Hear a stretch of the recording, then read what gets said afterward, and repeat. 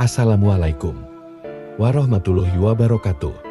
Sobat Islam Edukasi yang dimuliakan Allah, semoga kita selalu dalam keadaan sehat walafiat. Amin ya robbal alamin. 10 larangan dalam sholat.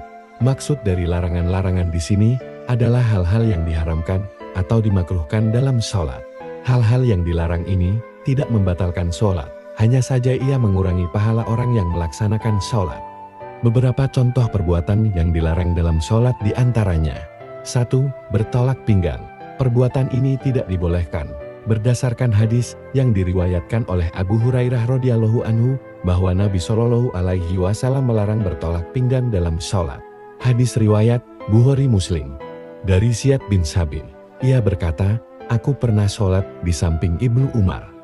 Ketika itu aku meletakkan tanganku di atas pinggangku. Seusai sholat, ia berkata, 'Ini adalah salib di dalam sholat,' dan Rasulullah Shallallahu alaihi wasallam melarangnya." Hadis riwayat Abu Daud. 2. Melihat ke atas langit. Perbuatan ini dilarang dan tidak dibolehkan berdasarkan sabda Nabi Shallallahu alaihi wasallam yang artinya, hendaknya satu kaum berhenti mengangkat pandangan mereka ke atas ketika berdoa dalam sholat, atau Allah akan menyambar penglihatan mereka. Hadis riwayat Muslim. 3. Melihat sesuatu yang menyibukkan dan mengganggu dalam sholat. Larangan ini berdasarkan hadis yang diriwayatkan dari Aisyah radhiyallahu anhu bahwa suatu ketika Nabi Shallallahu alaihi wasallam sholat dengan mengenakan kain dari hamisah yang bergambar.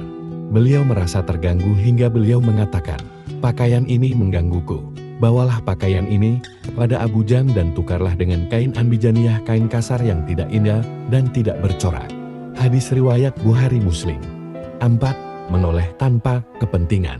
Seperti yang telah diterangkan bahwa dalam sholat dibolehkan menoleh jika ada kepentingan, maka hal itu dilarang. Diriwayatkan dari Aisyah, ia berkata, "Aku pernah bertanya tentang menoleh dalam sholat. Lalu ia menjawab, itu adalah curian yang telah dilakukan setan dari sholat seorang hamba." Hadis riwayat Bukhari. 5. Menjalinkan jari jemari. Yang dilarang adalah menjalinkan jari jemari yang satu dengan yang lainnya di dalam sholat. Hal ini berdasarkan hadis Abu Hurairah radhiyallahu anhu, ia berkata, "Jika salah seorang dari kalian berwudu di rumahnya, kemudian pergi ke masjid, maka ia mendapatkan pahala sholat hingga ia pulang. Karena itu janganlah ia melakukan ini." Beliau menjalinkan jari-jarinya. 6. Membunyikan sendi-sendi jari tangan. Jika dibunyikan sedikit, maka dihukumi makruh. Tetapi jika sering dibunyikan, maka dihukumi haram, karena dianggap bermain-main dalam sholat. Subas, Maula Ibnu Abbas berkata, "Aku sholat di samping Ibnu Abbas, kemudian aku membunyikan sendi-sendi jari tanganku seusai sholat." Ibnu Abbas berkata, "Celaka engkau. Apakah engkau membunyikan sendi-sendi jari tanganmu dalam sholat?"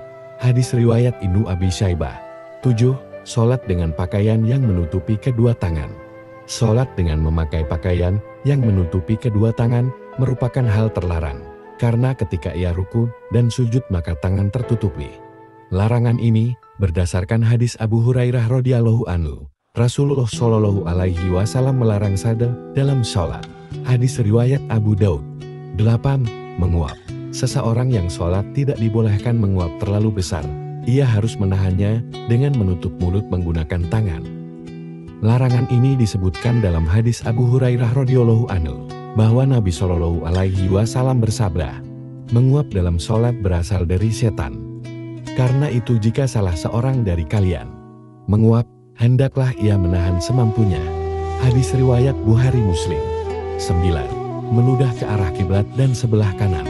Rasulullah Shallallahu alaihi wasallam bersabda, "Sesungguhnya jika salah seorang dari kalian sholat, maka Allah sedang berada di hadapannya. Oleh karena itu, janganlah ia meludah ke arah kiblat dan ke sebelah kanan, meludahlah ke sebelah kiri di bawah kaki kirinya.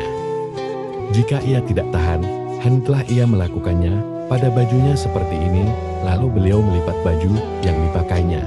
Hadis riwayat Muslim. 10. Memejamkan kedua mata. Jika kedua mata dipejamkan dengan tujuan lebih mendekatkan diri kepada Allah, maka itu diharamkan. Jika dengan tujuan lain, maka dihukumi makruh, karena bertentangan dengan sunnah. Dikutip dari Abu Malik Kamal bin As-Sayyid Salim, Fiqhus Sunnah lin Nisa wa ma yajibu an tarifahu kullu muslimatin min ahkam. Edisi terjemahan Alih Bahasa M. Takdir Arsyad, Fikih Sunnah Wanita Panduan Lengkap Wanita Muslimah, Bogor, Gria Ilmu, tahun 2019, 142-144.